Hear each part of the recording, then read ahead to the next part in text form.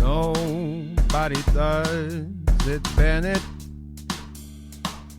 Yes, I've gone and said it. Movies and games, some things that are lame. Nobody does it, Bennett.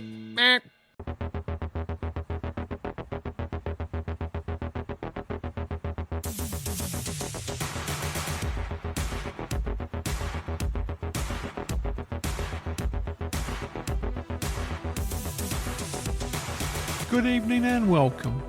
There are some superb movies ahead on Movie Review Universe.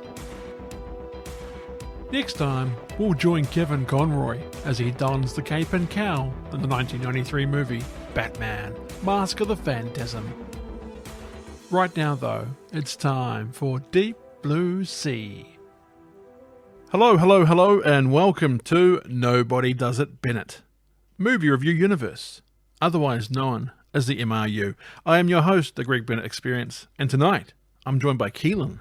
Hello! As we go through the movie Deep Blue Sea from 1999. Keelin, welcome back to the show. It was, Spider-Man last time you were here? It's been a while. Happy to be back. Supposed to be here for the Potter, but things came up. COVID! We gotta love it. But hey, we're back now. You were back for future episodes, of course, in the Harry Potter series, so... Can't wait. Back to business. all is being corrected. Balanced, as all things should be. That's a later movie. Are you looking forward to going through Deep Blue Sea with me tonight? Heck yeah, I am. What we'll do in tonight's show is go through the film Deep Blue Sea. We'll give you our history and general thoughts about the movie. We'll then run through the film, acting out certain scenes with their own unique voices. At the end, we'll give you our ratings for Deep Blue Sea. Where will it land? Or see on the MRU Charts. Oh, there we go. Gotcha. It's already started. You'll find out at the end of our show. Sorry, that line is from a TV series called Beyond Belief, Fact or Fiction, where it used to go, was that true or was that false? Find out at the end of the show. Oh, God. So good. Keelin, when did you first see Deep Blue Sea? Well, when I was first exposed to it, it was actually a Watch Mojo video on YouTube. Sounds like a disease. When I was first exposed to Deep Blue Sea, I was told by my doctor not to approach anyone. Yeah, he told me that and to sanitize twice a day. But it was a Watch Mojo video. It was top 10 dumbest movie deaths, which, spoilers ahead, stop watching now if you haven't seen Deep Blue Sea. When Samuel L. Jackson's character unexpectedly gets eaten by a shark, and that was in there. I was like, oh, I love Samuel L. Jackson. I haven't seen this movie. I'll give it a watch. So about maybe 10 years ago, I'd say it was the first time I watched it. And recently I watched it a couple of days ago for the first time in that amount of time. So still holds up somewhat. But a classic, so it can't go undenied that it is a movie for the times. Samuel L. Jackson, this is the second Samuel L. Jackson movie we're covering. Of course, we also did Jurassic Park. Yeah. In both movies, he dies. Sadly. So, at the moment, on the Sam Jackson charts, we're 0 for 2 for surviving. Just waiting for that Nick Fury movie to come out now. So, do you have any favourite characters from Deep Blue Sea? Preacher. Probably Preacher. He's the coolest. He was the smartest. He rarely made any dumb mistakes. So that's probably why he's my favourite. I did like Jim's character somewhat, but yeah, Preacher would probably have been the favorite later in the movie. That scene when he's in the kitchen flooded, just I think the most accurate depiction in that movie of what it would probably be like if you were in that situation in real life, which I think is cool. Exactly. It's all about planning what you want out of the movie. Do you want it to be something that people look at it and go, wow, that felt like an experience like real life, like Titanic or something like that? Or do you want to have something that feels like it's a summer blockbuster movie where sharks are smarter and are slowly terrorizing you to death? Yeah. I have to say my favorite character other than Preacher would be the sharks themselves. We'll talk about that later. Because now that I've watched it again, I have a completely different view on the sharks of the movie. Some of the lines like, they've been hurting us all this time to where we want to go. Is like, man,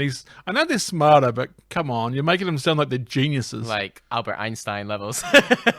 Like raptors or something, yeah. Like, Jurassic Park 3 in this. There is a lot of Jurassic Park vibes in this. Yeah, you could feel it. I could feel just the terror of being hunted. Yeah, and just the theme park nature to it. The creatures feel like that, yeah. bringing back almost prehistoric creatures, because sharks, even though they've been around for years, they've been Cretaceous. Yeah. Cretaceous period. making them smarter and bigger, like they were almost millions of years ago. Well, I think the megalodon shark, like, It's a megalodon. it's a megalodon, or should we say a gregalodon? Oh, But even the megalodon is like over a billion years old, like that sort of species for it, and they're extinct now. But who knows what lives in the deep blue sea? they're extinct now, but are they? What is it? 95% of the ocean floor is yet to be explored, or something like that. Certain film studios don't want you to believe they're extinct for future movies. For future gross profits, of course. So, do you know of the director Rennie Harlan? I think this is the only work I know of him. I mean, unless there's some movies I have watched that I don't know were directed by him. I'm gonna list some off that you might go, oh my god. Cool. So Harlan has directed such films as Die Hard 2, Die Harder, Oh, I did know that one, actually. Yep, you told me about that one. Cliffhanger, Ah. The Long Kiss Goodnight with Samuel L. Jackson and Gina Davis, Man, they must have a special relationship. Cutthroat. They like working with each other. That's unheard of. Cutthroat Island, which also has Gina Davis in it, a movie that bombed so hard it almost ruined careers. Jeez, I don't think I've ever seen or heard of that one. They buried it deep. That's probably why I didn't hear about it then. Like the video game for E.T. It's been buried. Oh my god, the E.T. video game. You know, if you hadn't mentioned that, I would have died without remembering that. And say thousands of years they'll undig it and go, what is this? Ancient What tech. device? What did they use this for? Communication? Entertainment? Certainly wasn't entertainment. So Deep Blue Sea is a movie I first saw as a teenager in the cinemas when the film first released back in 1999. I was a young tyke back then, just going, yippee, I'm gonna go see sharks. The same year you got The Matrix, you also got Deep Blue Sea. God, that's an unfair comparison. That was the first Matrix as well, wasn't The it? very first Matrix. That's a very unfair comparison. You've seen The Matrix, now get ready for Deep Blue Sea. Let's compare the effects. I love this film when it first came out, and it's steadily been a good, dumb, fun movie for me to go back to over the years. I hadn't seen it for about 10 years until I had to for this podcast. Has my opinion changed? Or is my excitement jumping the shark? Find out at the end of the show. Up next, we'll be going through Deep Blue Sea. Dun, dun. Fact or fiction? If you like what you hear or have any suggestions or thoughts for us, who knows, it might be about Deep Blue Sea. Well, you can contact us by going to the Nobody Does It Bennett Facebook page or by hitting us up on the Twitter at NobodyDIBennett. You can also email us at nobodydoesitbennett@outlook.com or by going to our website, nobodydoesitbennett.buzzsprout.com. It's a Bennett with 2 N's and 2 T's. Nobody Does It Bennett is available on Spotify, Google Podcasts, iHeartRadio, and other podcast outlets. We're also on YouTube now, so don't forget to like and subscribe. And share it round. Share it round. Spread it to everyone. Your grandma, your sister, your mother, your brother, anyone. It needs to, because this movie has kind of been forgotten to time. Like, people remember the Samuel L. Jackson part That one scene where he gets eaten, that's like iconic. and go, oh yeah, that exists, but no one really talks about it. I've never seen anything online really about Deep Blue Sea. Yeah, because most of the times, like especially this generation, or my generation, I should say, you show them that clip of Samuel L. Jackson, they'll be like, "Oh yeah, I know that movie." I was like, "Yeah, it's from Deep Blue Sea." I was like, "Oh, I don't know that movie." No, what? Deep Blue Sea? Is that the one with like Halle Berry going into the water? No, that's Into the Blue. Anyway, right, Keelin. Shall we dive deep into the shark-infested waters? Ah, yes, before I get blue balls. Well, you know what?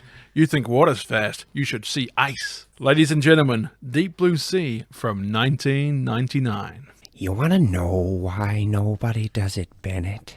Right, Keelin, let's go through the film. Movie starts with a chilling theme music. Feels like they were going for maybe their own take on the Jaws theme. Dun, dun, dun, dun, dun, dun, dun, dun, dun, dun, dun, dun, dun, dun, dun, dun. Yeah. You know that it's okay to take samples and rework it. Like that's happens all the time in music. Yeah, it feels like it's trying to kind of pay an homage to it rather than copy. More like I feel like with a movie like this, the goal should be to combat Jaws. You know, like try and beat it, as should every movie who's trying to outdo a shark movie or a horror movie or anything like that. But it's sort of difficult when the biggest movie in this time was Jaws, and then you try to bring out a shark movie, and you're like, And every shark movie will get compared no matter what. Of course. Even if it's a bit of shark that goes to work and works 9 to 5, people are going to go, it's not yours though, is it? In an alternative universe. There is a shot of a yacht in open water. When it goes below the water, the title appears, Deep Blue Sea. Cut to some young people making out and having fun on the yacht.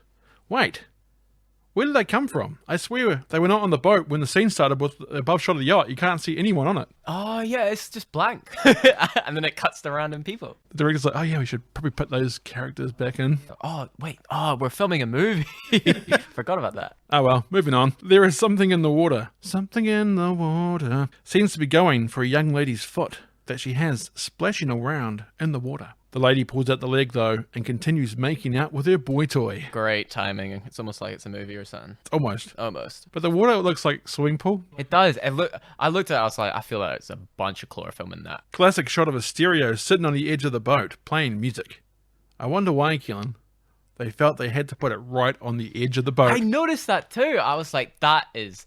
I hope you have an ECP on that. Like, that's going straight in the water. You didn't have to put it right on the edge, but you did. And you're going to get what you deserve from Fred. Unless they got a UE boom. That would be fine in the water. It'd be grand. Yeah. Water resistant, dust resistant. Yeah. There seems to be 2 couples on this shot, as another boy and another girl are making out on the other part of the boat. The girl in the pink bikini gets alerted by something bumping against the boat. Did you feel something? Yeah, I feel something. I had to make him sound creepy. Okay. You know, it's quite awkward when we're literally sitting like how many yards away from each other? The girl and the dude in the white singlet get up and start dancing to generic late 90s music. We're having a party, man. The 4 people continue to have a good time while drinking beer. Then there is a big bump from below the boat. Wait, did you say beer? I said beer.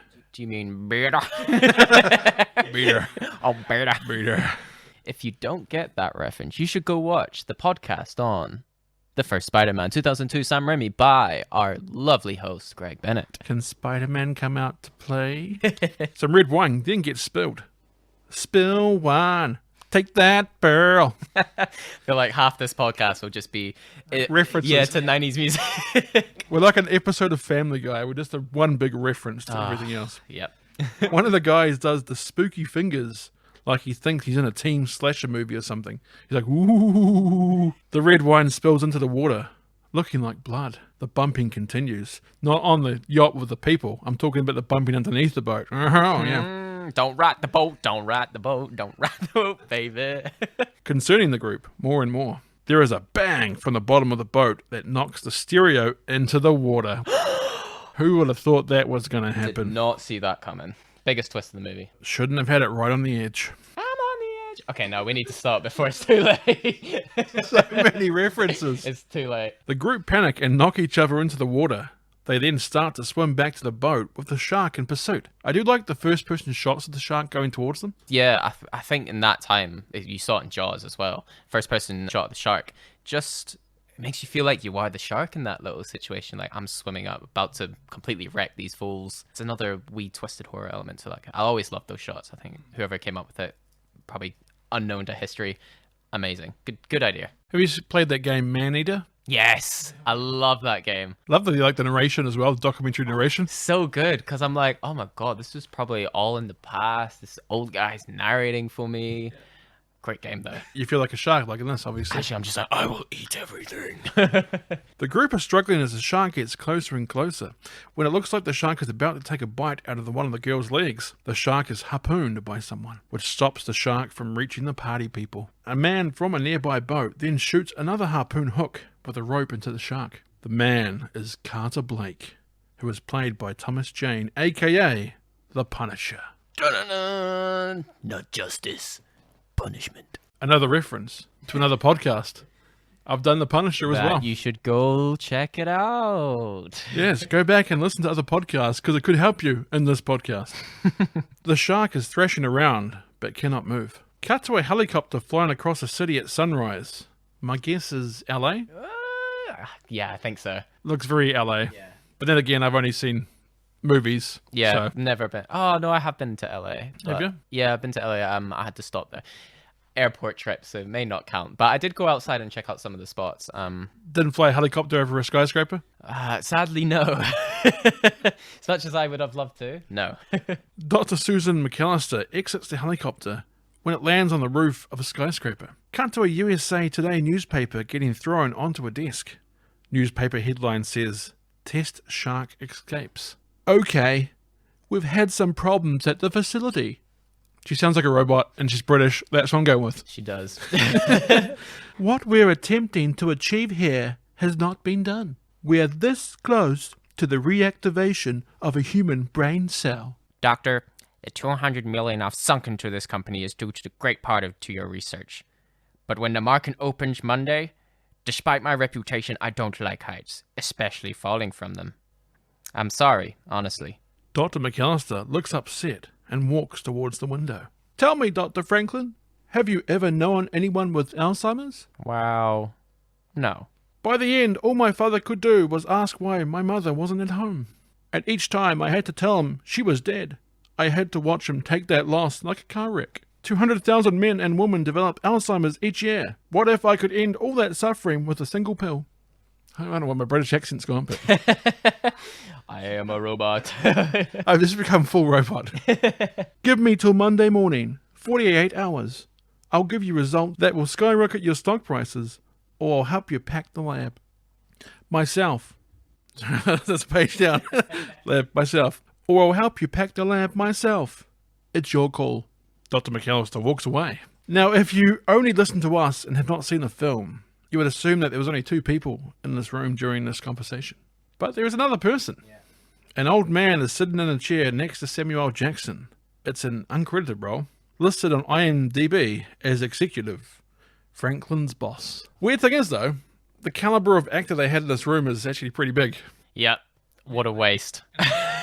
They gave him no lines. Nothing. He just sat there staring blankly. Ronnie Cox, who of course was in our last podcast on the MRU Total Recall 1990, is the man sitting in the chair. So Cohagen himself had so many good lines in Total Recall. He was the captain in Beverly Hills Cop. You know, he's a bad guy in RoboCop, the first RoboCop film. Yep. Such a great actor, and he just sits in the chair. What a waste. He probably got paid crap ton though. Is there like a deleted scene out there where he has his whole speech, but it's got completely cut? He's like, we are not gonna die down here.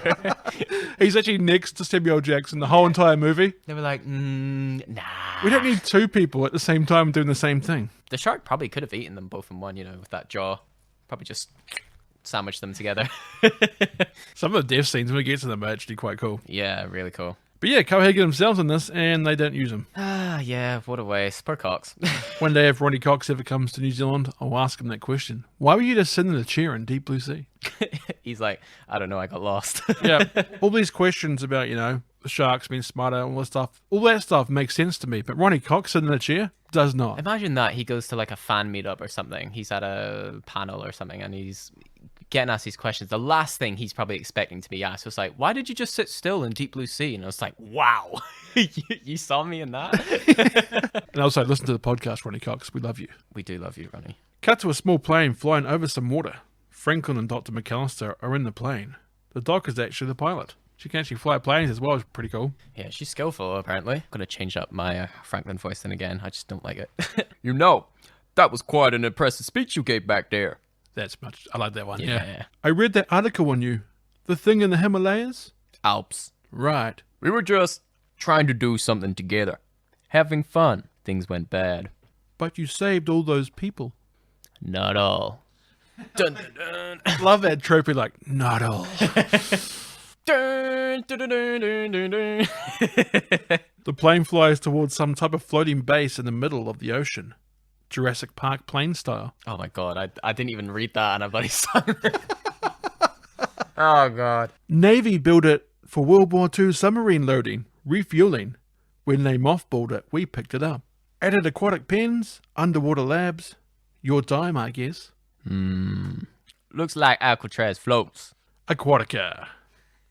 That's what it's called, Aquatica. Oh yeah, the base. Yep, it's called Aquatica. Sounds like the water brand, doesn't it? Yeah. Anything aqua in it's going to have water in it. Except for the band. Yeah. Barbie Girl and Dr. Jones. Yeah, it's not that aqua means water or anything. Of course, Carter is watching a team put a shark into an aquapen. The movie feels like it wants to be Jaws, but also Jurassic Park. Carter notices that the shark has a license plate jammed in its mouth. Carter tells Billy to drop her in the water. We never see Billy again. He's just the guy that just drops the shark off. Pull the lever. The plane has landed. Janice goes to meet the plane. Russell Franklin, Janice Higgins, marine biologist. Jan will get you settled. I've just given up on the British accent. Welcome to our island paradise. So, where's Tattoo? You know, the short guy. The plane, boss, the plane. Right. I am getting old. So, how much do you know about our facility? Treat me like a tourist. No, I hate tourists, and I've decided that I'm gonna like you. I like that. Treat me like a tourist. Yeah. And then Janice says that line, and he's starting looking around like something's fishy. Oh, you guys are that part? Yeah. It's good. It's a deep dive. Franklin notices that there is a man swimming in the water. No one else seems to be paying attention. There is a shark in the pen that the man is swimming in. He's in trouble. Franklin starts yelling out, trying to warn people about the swimming man and the shark. As the shark closes in, about to attack the man dodges and flips up onto the back of the shark underwater. I actually really like that scene. I thought that was really cool. It's a good payoff later on too, yeah. Yeah, for sure. Because if you didn't have this scene, later on when he does it, you're like, he couldn't do that. Yeah, that doesn't make sense. We'd never seen him do it before. Yeah, exactly. Now we have. Yeah. The man removes the license plate from the shark's mouth. I'm sure that wasn't set up for anything later on or anything, but Nah. the license plate lands right in front of Dr. McAllister. Louisiana. Carter climbs out of the water pen. I'm thinking he's bought it from a pet shop in Baton Rouge. Ate everything in his fish tank, then ate the guy who bought him. The next day, fills up the guy's cab with water, drives himself to Baja, picking bones out of his teeth with the license plate. We need to talk. Later. That's such a weird transition, by the way. Blah, blah, blah, blah, blah, blah, blah. We need to talk. Yeah. But that's the movie. It's like, that's what they do. They have that kind of joke story, and then we need to talk straight away afterwards. It's like, what tone are we setting? We don't know. Dr. McAllister walks off. Janice introduces Carter to Franklin. Franklin is the president of the board of Chimera Pharmaceuticals. It's not very often they say what the company is in this. Yeah. I even looked and Googled it and everything. It's really hard to find, but they actually say it in this Chimera. Yeah, Chimera is very on-point name for the company as well, because for those who don't know, Chimera is a monster from Greek mythology who has snakes for tails, head of a lion, or is it body of a lion, something like that, but big amalgamation of a bunch of animals, which is almost kind of like the sharks, you know. And Jurassic Park as well. Of course, yes. Frogs. Dino DNA. But that's cool. Yeah, that's a good idea. Oh, I didn't think about that. So Yeah, so just a wee, you know, Greek mythology nerd. the more you know. Carter pretends to almost throw Franklin into the water. Good times. What a jarka. That was incredible. Actually, they don't like the taste of us much. If they bite you, it's because they think you're a fat little seal or a rich suit. Carter then hands Franklin the license plate. Nice meeting you. Carter walks away. Friendly place. You got full sentences. Usually, he just kind of nods. Nod. Because he's the lone survivor guy that just hasn't got time to talk to anyone. He's the Omega. Janice says to Franklin that word travels fast while he's here. Franklin then asks Janice if that was the Gen 1 that escaped. Janice explains that the escaped one was one of the normals. She points out the 3 test sharks to Franklin. 2 first-generation and 1 second-generation female. You see the shadow in the water. The shadow is huge. That was a really scary shadow, by the way. Like, Look good too. yeah, it looked really good, really real, really fluid. And yeah, the size of it definitely was like, It's like almost the size of the Mosasaurus. yeah. Oh my God, that is a good matchup right there.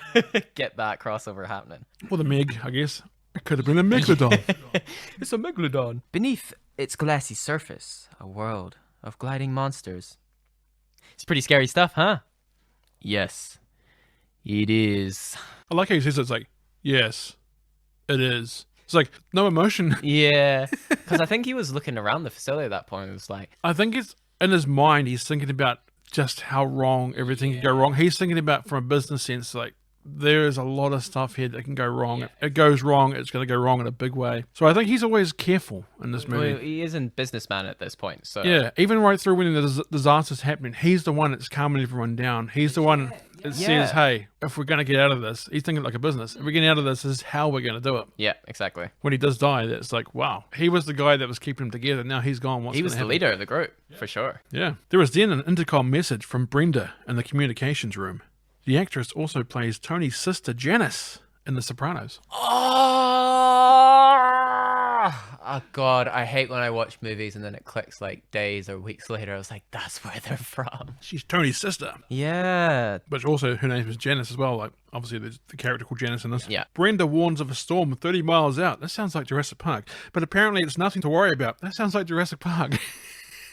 How many crises could have been averted if they just listen? If they just watched Jurassic Park. I'm sure they had it. And then when I looked at Franklin going, you kind of look like the guy that smoked all the time. Wait, you're smoking right now. Hold on to your butts. Brenda then starts dancing to some music. Most of the lab crews and workers are leaving as they run a skeleton crew in the weekend, just like Jurassic Park, where they're all leaving in the boat. Oh, God. Janice then points out Jim. There's Dr. Jim Whitlock, the most brilliant man ever. He's pissing into the wind. How brilliant can he be? You'll see. It's like he's pissing into the wind. How brilliant can he be? I like that. That was one of the lines I actually remembered from years ago. There's certain scenes from this movie that you remember. Obviously, you remember Samuel Jackson. I remember when Tom gets eaten because his legs are twitching in the water. At the end when Dr. McAllister dies because it's so stupid. Yep. I'm glad I'm not the I only one who remembered thinks him pissing in the wind because, like, yeah, it's funny because he's pissing into the wind. like, whoa! Jim Whitelock is played by Stellan Skarsgård from such franchises as Pirates of the Caribbean. He played Bootstraps Bill. Yep, good old Bill. And the MCU, he plays the scientist in Thor Yeah. and Avengers. Yeah, very first Avengers, he actually had quite a decent role in that one as well. Yeah. And we got controlled by Loki and then built a massive portal. Yeah, he didn't know what he was doing, but he did because he put a back door into it. If you're going to do something, put a back door into it. One thing you take away from this podcast, put a back door in it. But it's going to be the new, like, put a sock in it. It's going to be on a t-shirt one day. Yeah, put a back door in it. Yeah. If not, I'm going to make that t-shirt. There you go. Cut to Carter reloading up his harpoon gun from his boat. Tom comes to see Carter. Carter says that it took 2 hits to stop the shark. Tom says that 2 of those harpoon darts should have damn well near killed it. Carter accuses Tom of not locking the pen, but Tom said he did. The sharks are getting out some other way. Which was quite obvious. I think he was being truthful there. He was. Like, obviously, Carter gave him that look, like, just stared him down after he said it. But after you see Tom throughout more of the movie, you think, nah, this guy, he definitely locked those cages. The sharks are just smart. Carter has a look out at the fences before turning to talk to Tom. Hey, how high are those fences off the water? Well, given the surface variations and tensile strength. Tom, short answer, man. 8 feet, give or take a centimeter. Michael Rappaport's always so loud. Wow. Wow, I don't know what I'm doing here. It's like Jack mixed with Christopher Walken. Wow. Whoa. Franklin and Janice head down an elevator to the underwater levels below. Janice explains how everyone who is at Aquatica is top of their game. Living below is like living in space. You don't get very many mistakes. Besides the half a mile of catwalks, there is a titanium-based fencing all around the perimeter and pen fencing. There are 3 sub-levels. Sub-level 1 is living quarters, 2 is wet labs and workshops, and 3, engineering and airlock wet entry. Wet entry always sounds... Moving on. Anyway, love the state-of-the-art Sony monitors in the elevators with high-tech 90s schematics on them. Welcome to Aquatica. Schematics everywhere. Schematics! Dr. McAllister is in her room. She is startled by a shark outside while she grabs some floppy disk drives from her cabinet. God, that was so retro, that scene. Floppy disk. I'm like, oh, is this like... I guess 90s still was, but I thought CDs were the thing back then. Yeah, maybe it was like newish, but they were so... The floppy disk hadn't gone out yet. Yeah. Dr. McAllister then inserts the drive into a computer and looks at science stuff on the computer. Words going way too fast to read, and blueprint images of sharks in their brains. I love that in the movies when, like, let's put something in there. You don't have any time to read it, but it just flies through the... And then there's, like, pictures everywhere. It's like, She's not reading any of this. Why is she doing? Yeah, makes me think doctors back then, like, how do you read all this? The quality in that screen. It's like when someone is in a movie and they're like typing, they never make a mistake. Yeah. Isn't that like, I'm backspacing like nobody's business. But Whenever I see someone typing in a movie, I'm always looking at their fingers like, how bad is that fake typing right now? they're just smashing the computer and like everything comes up perfectly. I'm like, this is definitely real life. You're like, damn, I'm good at my job. Jim and Dr. McAllister talk about how they are preparing for a procedure the next night that they need to do. They are rushing 2 months ahead of schedule, missing out on 3 rounds of preliminary testing. Dr. McAllister says they have no choice. Seems like they are preparing to extract brain fluid from one of the smart sharks. You wait your whole life for a single moment, and then one day, it's tomorrow. It sounds like it's supposed to be deep, but it sounds so stupid. I kind of like it. Just like the accent's fine. Just monotone it more. No, that's like the line. Oh, sorry, my bad. Try again. You'll wait your whole life for a single moment, and then one day, it's tomorrow. And like, I think the line's stupid. Yeah. It wants to sound deep, and then it's like, yeah. It's so I almost like didn't expect it's tomorrow to be there. Like, you wait your whole life for a single moment, and then one day, it's gone, or it's there, or something like that. No, it's tomorrow. It's tomorrow. It's like, yes, it's how days work. Eventually, an upcoming date is going to be tomorrow. Yeah. Like, I get what you're trying to say, but you said it in a stupid way. Cut to Franklin in sub-level 3 with Carter. The airlock wet entry glass floor is pretty damn cool. I'm thinking, is this the wetlock area or another one? Like, it's 2 different places that have, like, the glass floor. Because at first I thought the same place, but then later on they go to 2 different places. Is it on the same level? Because I thought the labs and stuff, I thought they were doing that in the 3rd level, but maybe Yeah, it's the in the bottom. 2nd, because they were going right to the bottom of the boat. Well, it had to be on the 3rd level because they took the shark up from their enclosures. But then later on they're going for a submarine that's also on another place, but it's not the same room, is it? I don't know. No, different room. So I'm confused. God, my brain. Confused by it. Anyway, so cut to Franklin in sub-level 3 of Carter. The airlock wet entry glass floor is pretty damn cool. So, what exactly does a shark wrangler do? Pretty much what it sounds like, I guess. And how did you end up here at Aquatica? Well, I like the water. Pays good. Franklin smiles at Carter before seeing something that gets his attention. Hey, an auger mask. Did some wreck diving with one of these off the coast of Spain. Tourist thing, you know? Mm-hmm. You, like wreck diving? It's okay. Come on. I bet you're really good at it. We're on the water. The whole cat and mouse thing don't float. Ha. Ha! The one solitary voice. Ha! Gotta acknowledge it. You're the man, right? Yeah. Yeah, I'm the man.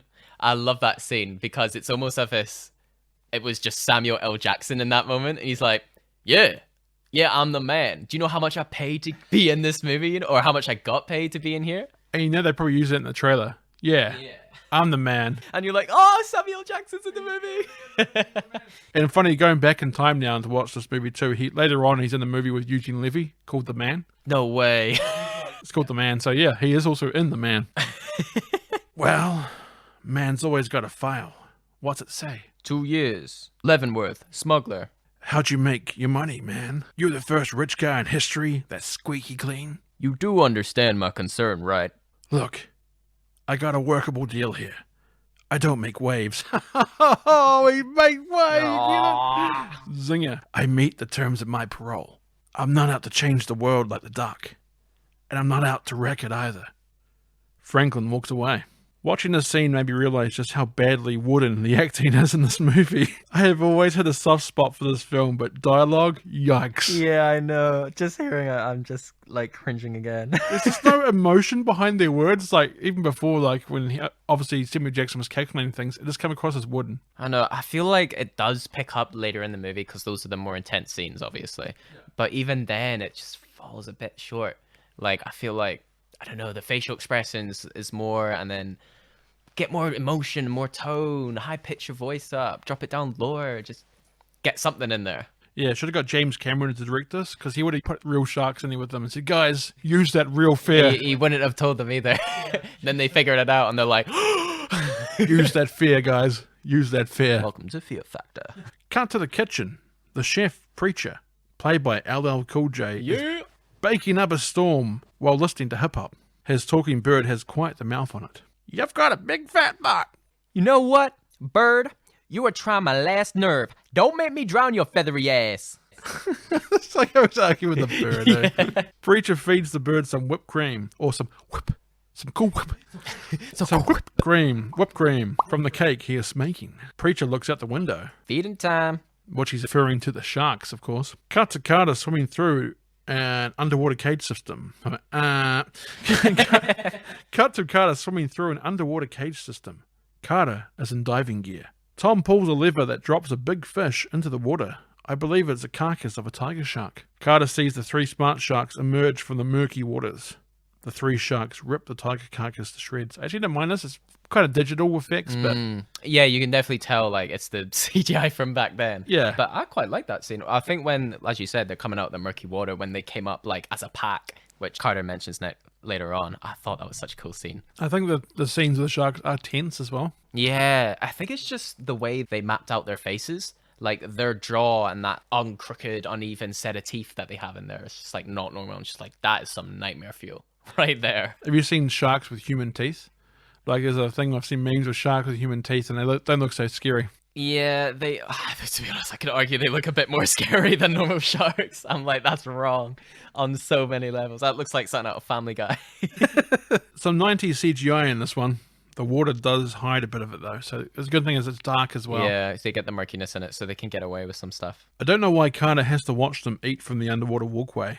What is he looking for? It's like, why is he there? He's a shark wrangler, I guess. I don't know. When he's talking about the sharks in this movie, he shows care for them almost. So maybe he's like just trying to understand these certain new breed a bit better. Yeah, but if he's taking photos or something, I'm like, okay, at least he's doing something. But Exactly. he's just staring there watching him. It's like, let's put this guy at risk for no reason. Yeah. And then legit, he gets charged up a little bit later. Which is actually in the my episode pick there. Oh, yeah, look, there it is. Yeah, right there. Brenda uses the intercom to alert Dr. McAllister for a situation that they need her for on the surface level. The surface level looks dark and quiet. Too quiet. Dr. McAllister arrives from the elevator to the darkened surface level. I wonder what the situation could be. The music does a good job of creating tension in this. You're like, oh, what's going on? What's happened? As Dr. McAllister walks along the rampway, a flare is shot into the sky. Then a second flare. Oh no, the Titanic is sinking. See the sink or swim at this point, buddy. No jokes. It's a surprise birthday party for Dr. McAllister.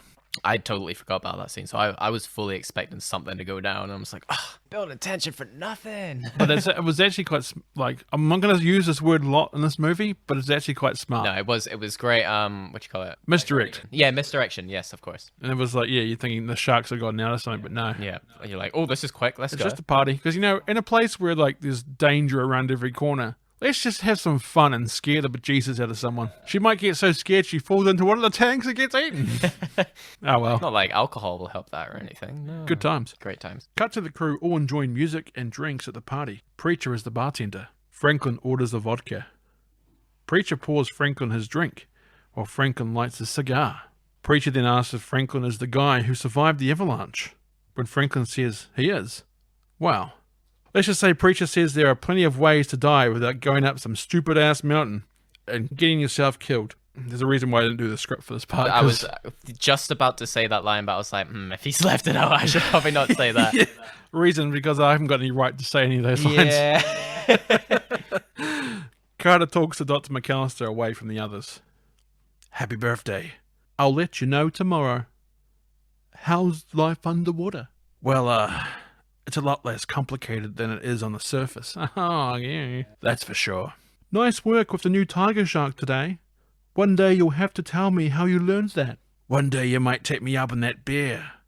And maybe I will. Trying to create a romance or chemistry when there isn't any. Oh, there is some tension. It just might be of the explicit kind. It's all work for me, Carter. But like you said, one day. Cut back to Franklin, Janice, and Jim talking. Janice says how their experiments with the sharks have increased their brain size to 5 times their normal size. So dumb. That way they can harvest more protein. A protein that will reactivate human brain cells. Carter tells Dr. McAllister that the sharks are hunting in packs, like wild dogs. They will only eat other sharks. So there you go, it was a shark that was dropped in. Dr. McAllister says that Carter is reading too much into it. Come on, man, you're reading too much into it. 5 times the size, they're smarter. Yeah. That gem won't attack the 25-foot boat. Am I reading too much into that? Did you tell Franklin? That's what you got to say. Did you tell Franklin? Literally doesn't care about human life, any casualties. Did you tell Franklin is the thing she says. I'm just a fish keeper, lady. But bringing in this shark ahead of schedule is a very bad idea. Do you like your job? Are you threatening me, Doc? No. But if we don't pull off that test tomorrow, we're all on the street. Now, you're a good man, Carter. But with your background... right. It's like, oh, that's a cheap shot, isn't it? Judging a man on his past. Yeah. Gotta love it. This scene shows you that Dr. McAllister will say or do anything to get the result she believes she needs. Tom looks over the pen, while Dr. McAllister goes back to the elevator. Tom talks to Carter. How's Miss Smarty Pants? Well, hope she's not as dumb as she seems. Did you raise those fences like I asked? I took care of it. Let's go get a beer. Peter. Uncle Ben? The storm clouds start to move in. Sounding all too familiar. Yeah, storm clouds start to move in just like Jurassic Park. Yep.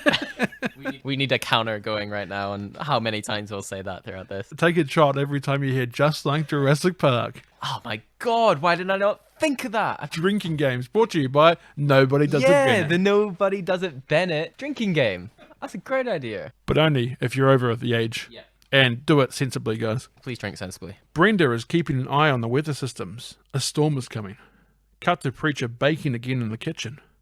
Preacher and Bird give each other some more sass. Dr. McAllister puts a key on a chain around her neck. Seems like it might be important later. Tom shuts off the fuel pumps due to the incoming storm. Like, he's out in the storm, like, getting absolutely ravished by it. It's like, he's in the tough of it. You didn't think anyone else can come out and help you?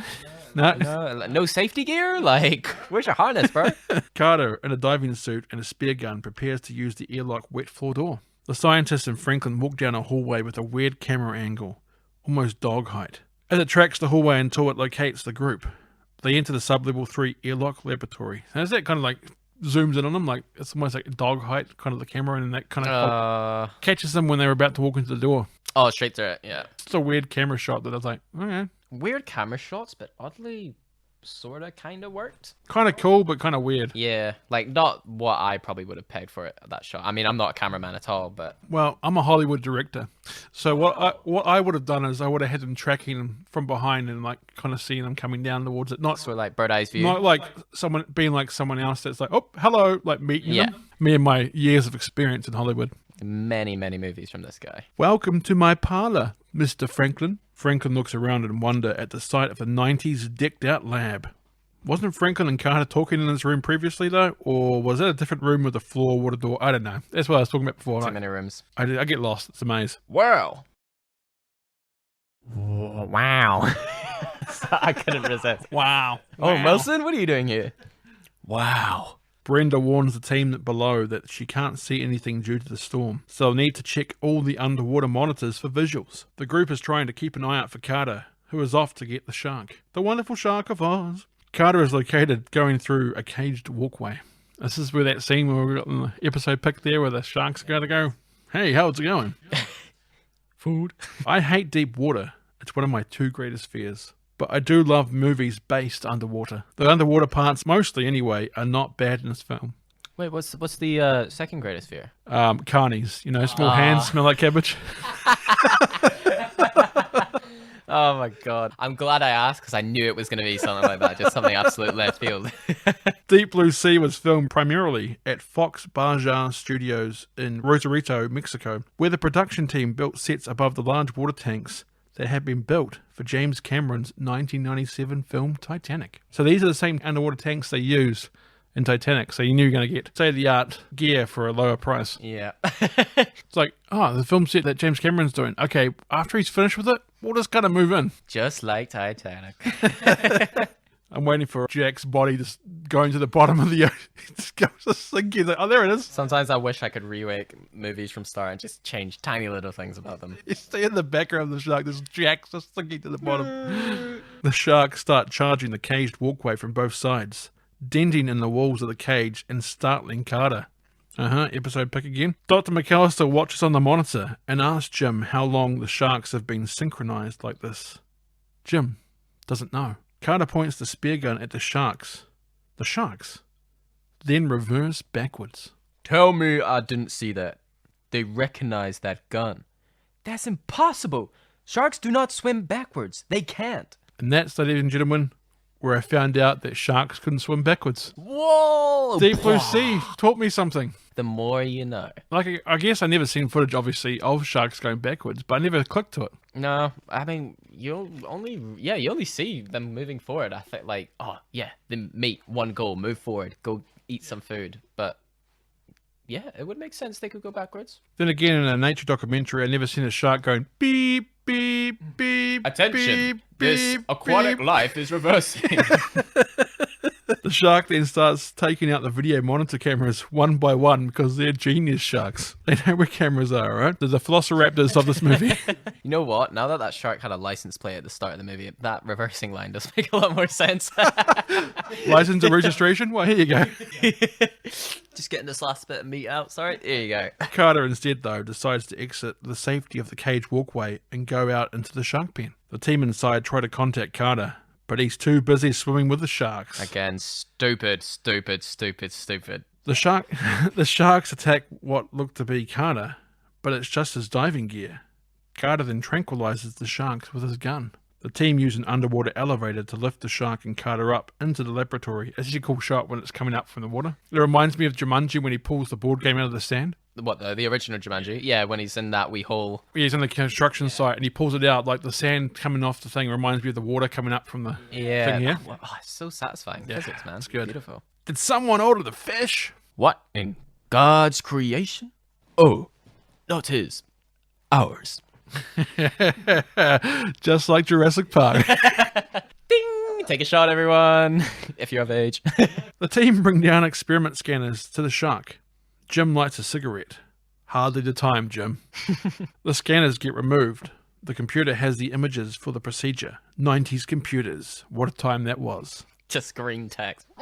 She's sleeping like a baby. Dr. McAllister attempts to attach the laser devices she needs to help navigate the needle to the shark's brain. As she tries to attach it, though, the shark starts to thrash around. Bad dreams? Which would make sense now, though, since they do have, the sharks now have, like, will, desire, they've got the brain capacity to think like a human, so surely they should have dreams now? Yeah, well, did animals dream anyway? True. Oh, no, you're right. You are incredibly right. Because you know dogs run in their sleep. Yeah.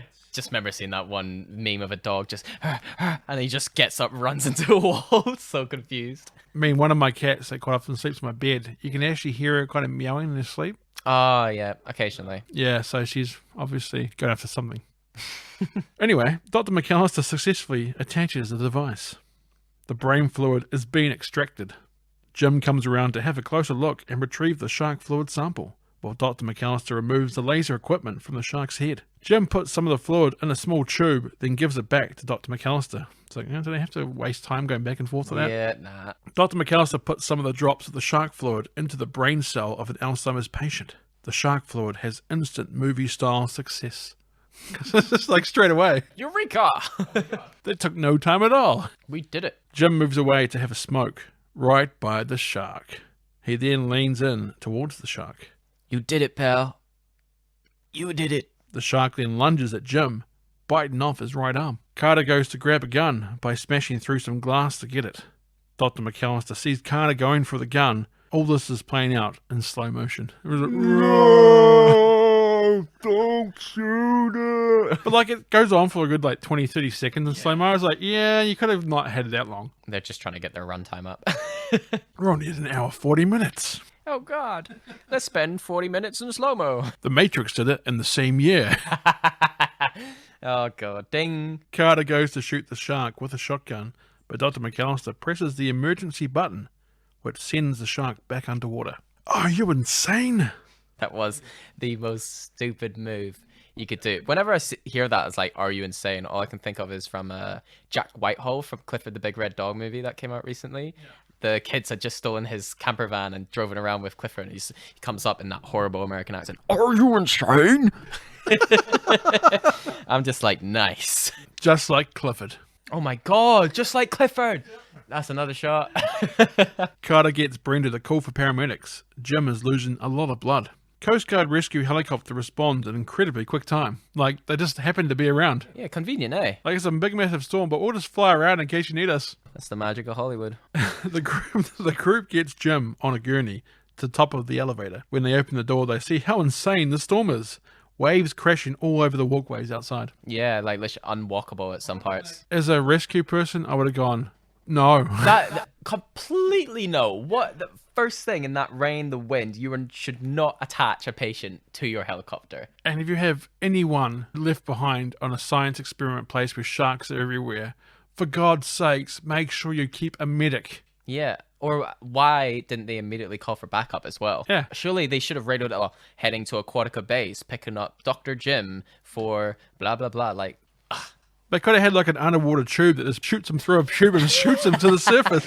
like a water park ride for real. That could have saved them a lot of time. The Coast Guard helicopter arrives. They lower a hook from the helicopter down to Carter. He gets the group to wheel Jim along to him. They attach Jim's gurney to the hook.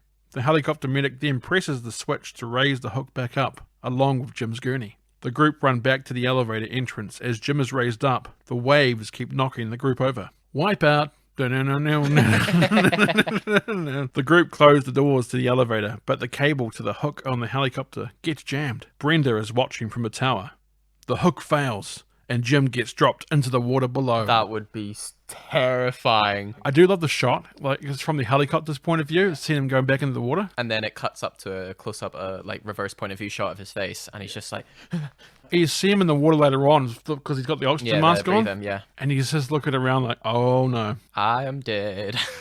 The cable then starts getting dragged. The group finally get visuals from the web lab. The web lab, sorry, that's going to be wet lab. The Spider-Man all over Yeah, I again. was about to say. Beater. Weirder. The group finally get visuals from the wet lab, but when they do, all they see is the helicopter heading straight into the tower and blowing up, killing everyone on board the helicopter and Brenda in the tower. It's like from multiple shots. So, Yeah, that was a good shot though. That was probably most of the budget. there goes the budget. Now we're going to go back to our plan B visuals for the sharks, guys. Everyone loses their balance. Janice falls into the water from the open airlock in the wet labs, while Preacher is knocked over in the kitchen. Janice manages to get out of the water before any of the sharks show up. Must have just had an iceberg. Cue multi-angle explosions on the surface. There you go, because the multi-explosions Yeah, must there have we taken a while to blow up. Yeah. Yep. Preacher starts drinking a nearby bottle of alcohol, because why not? It's a sign. The group get up and try to contact Brenda above. Franklin, though, sees something in the distance out the window. It appears to be moving towards them. Somebody, please tell me what that is. The group is confused and stunned. It's Jim on his gurney. A shark has him in its mouth and is accelerating towards the window. That must be terrifying. 'Cause the only reason he's not dead there is because he's still attached to his Gertie. The Gertie, yeah. I'm just like, he's seconds away from dying. Being in that situation, just whenever I see movies, any movie, I always try and imagine myself in the situation. I'd be pooping myself. You see him like going, and his face is still moving, so you can tell he's still alive. It's like, oh, that would be awful. Which, having that, like, he's missing an arm, he's got an oxygen mask on, but he's going to drown soon. Like, having the will to still try and fight in that situation, good on him. The digital shark throws the gurney at the window, which cracks the glass. The window then begins to crack more and more. Don't worry, this one's not about Jurassic Park.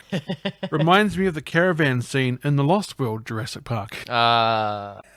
You know, when she's in the caravan, the cracking of this. Yeah. Yep. Just like that. As soon as you said it wasn't Jurassic Park, I was like, no, there was that scene where... Oh. That was the sequel. I got you. Chunks of thick glass start to fly out. All right, people, let's move. Now, head for the door. Franklin tells Janice that they can't help Jim. The glass breaks, water comes flooding in, knocking the group off their feet. You see the glass breaking and the room flooding from different angles, just like the explosion from before. Every time you say, just like, I'm ready for Jurassic Park, Spider-Man, Family Guy. Not this time. The group struggle for a bit, but manage to open the watertight door. Then they struggle to close it, but eventually do. Cuts a Preacher trying to phone the kitchen, but can't contact Brenda. I wonder why. I can't come to the phone right now because I'm dead from an explosion. Please call later. She's like, I guess it was well overdone. Man, eventually he said that. Oh, that would be genius. Preacher starts to investigate the vibrations down the corridors, with the bird on his shoulder and drinking the bottle of alcohol. Cut back to the main group. They need to get to topside. Franklin goes to open the door to the stairs, but Carter stops him from doing so. What? Flooded. There's no other stairway on this level, and the elevator seals off automatically to stop the shaft from filling with water. Shaft! Another Samuel L. Jackson film.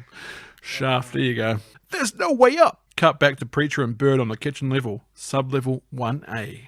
Preacher notices that the doorways are flooding with water. The whole Aquatica base keeps shaking from the pressure and flooding issues. Preacher starts talking to God. All right. Okay.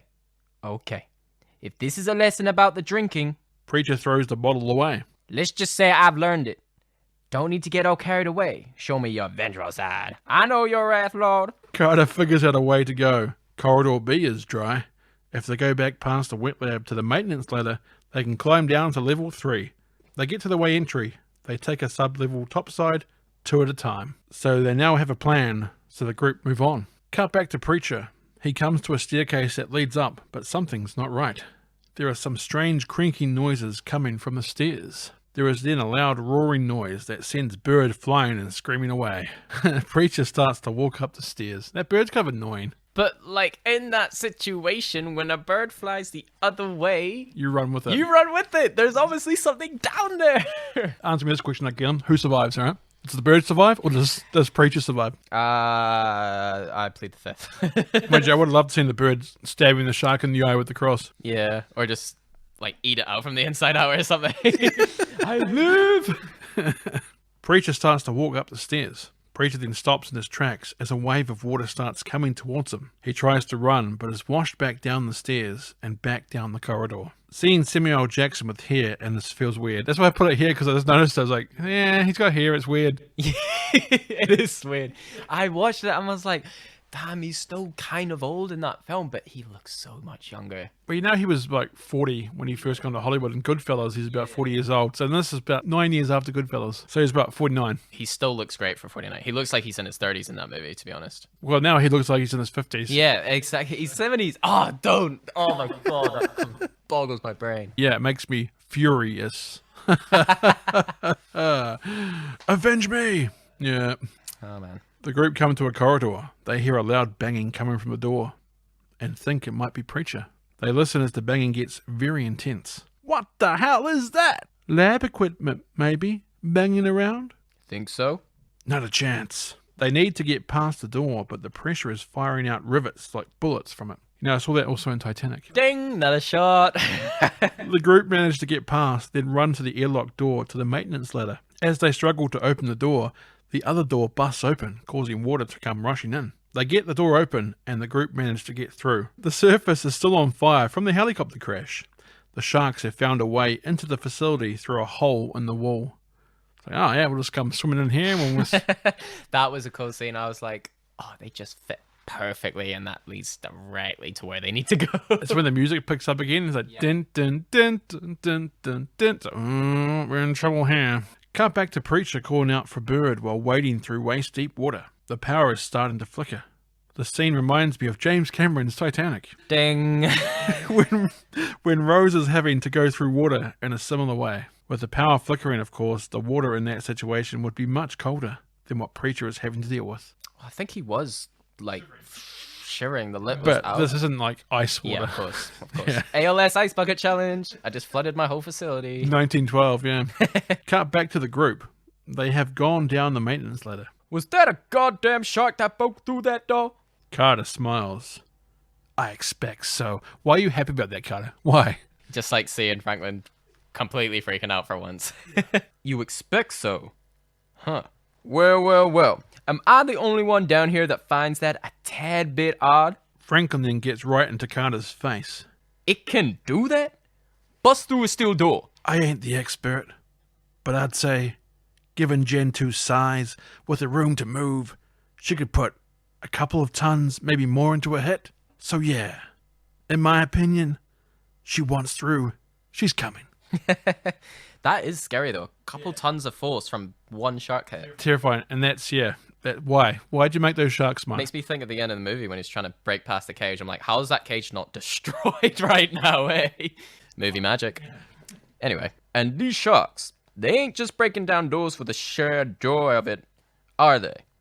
They're after us. Pretty damn obvious. We don't know what they're doing yet. Franklin walks over to Dr. McAllister. Just what the hell did you do to those sharks? Their brains weren't large enough to harvest sufficient amount of the protein complex.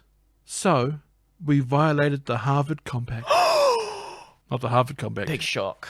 Jim and I used gene therapies to increase their brain mass. Larger brain means more protein. As a side effect, the sharks got smarter. That's one of the lines from the trailer I always remember. As a side effect, the sharks got smarter. You stupid bitch! Janice breaks down. I didn't want this to happen, but with this research, we could practically wipe out degenerate brain disease. I really like her facial expression in this scene though, because she wide-eyed, bit open of a mouth. I think she's like almost like just saying that because that's what she's known for so long, but deep inside she's like, crap. What have I done? Yeah, literally. Yeah, I think we're in trouble here. Think of the generations that will be saved. Exactly how many sticks of dynamite do you have to set off in your ears before your head clears? You wouldn't understand. I wouldn't, huh? Dumb old Carter? Wouldn't understand that you used us? That you used me? Someone in the water that wouldn't make waves? He used it again. You can't make waves twice, all right? Yeah, legit. That's lazy punning. Someone get me the scriptwriters for this movie, please. Someone on the water that wouldn't make waves? Someone who wouldn't ask too many questions? Because he had something to lose. You don't see what we've done here. No, what you've done here is taken God's oldest killing machine and given it will and desire. What you've done is knock us all the way down to the bottom of the goddamn food chain. Not a great leap forward in my book. People will save. Jim, Brenda, us. What about Preacher Carter? You didn't know. You don't know he's still alive, so you must assume he's dead. Doesn't care about him. Alright, people. These sharks are thinking hard and clear. So here's the riddle. What does an 8,000-pound mackerel shark with a brain the size of a flathead V8 engine and no natural predators think about? Well, I'm not waiting around here to find out. Now you see how that works? She screwed up with the sharks, and now the sharks are screwed with us. Cut back to Preacher, still wading through the water. Water looks to be about chest height now. Preacher sees a Playboy magazine float by, so he takes a look. Please let me get out of here. A shark is in the corridor behind Preacher. Preacher hears and senses it coming. Yeah, senses. He doesn't really make any noise, that shark, but again, back to human like survival instinct, you always know when you're being hunted or watched, something like that. Kind of like Predator vibes, you know? Yeah, and that's it. He's just like something behind my shoulder. But then he turns so slowly, and I'll be like, okay, time to go. Yeah, that's a GIF now on Facebook. That's any GIF for Deep Blue Sea, I think, is him turning around seeing the shark. Not to mention, sees a large shark fin coming towards him. The fins in this movie actually are really cool when the music kicks in and you see the fin coming towards them. It's a good practical effect. Great music placement. Yeah. Preacher swims away in sheer panic. The shark gliding through the water looks really cool. Preacher goes through some push doors into his kitchen. He grabs a frying pan for protection, because of course, frying pans, everyone knows sharks' greatest The one weaknesses, right? Yeah. And license plate. Obviously the two biggest weaknesses of sharks. Duh. The underwater camera shots are also quite cool. First-person shark shots. As we mentioned before in the yacht, they do it again more in this, like going through the kitchen. It just looks really cool. Yeah, it goes up to the push doors and then takes the left down the hallway. Which smart move from Preacher, by the way. He didn't go down that hallway. No, yeah, it was because he would have signed his death. Because he would have nowhere to go. Yeah, exactly. Yeah. And he can't outrun a bloody shark in water. Maybe LL Cool J could. You know what? LL Cool J could. He'd find a way. He'd find a way. Just like Jurassic Park. Stop! Ding shot. The shark doesn't go through the kitchen doors, instead gliding past Preacher out the window beside him. Preacher breathes a sigh of relief and clutches onto his cross that he has around his neck. Maybe a foreshadow for later. Might come in handy. Preacher starts to shiver pray. Oh, please, God. Cut back to the group. They are making their way through some narrow corridors. Franklin asks what happens if the sharks try to swim out to the ocean. Tom says that they can't escape as the perimeter fence is titanium with a mesh-like material. It works like a net. The group enter the bottom level where the submarine is. The sub has been destroyed, so there goes their plan of escaping with the sub. Cut to Preacher in the kitchen, still submerged up to his chest in cold water. He grabs an axe this time for protection. Preacher climbs up a metal shelf. When he does, the kitchen doors open behind him. The shark has come in.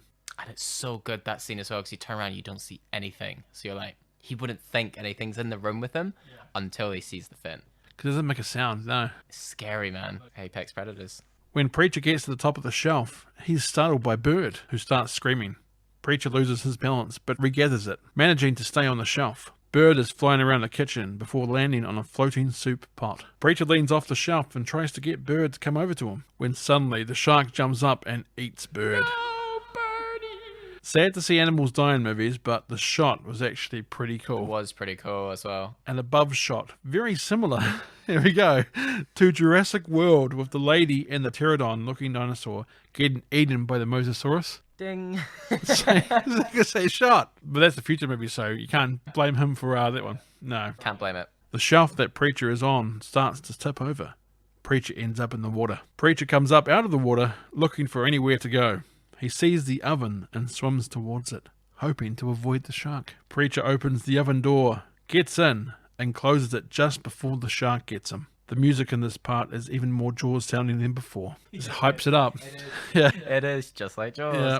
Ding. Cut back to the group in the submarine room. Explosion caused that? No!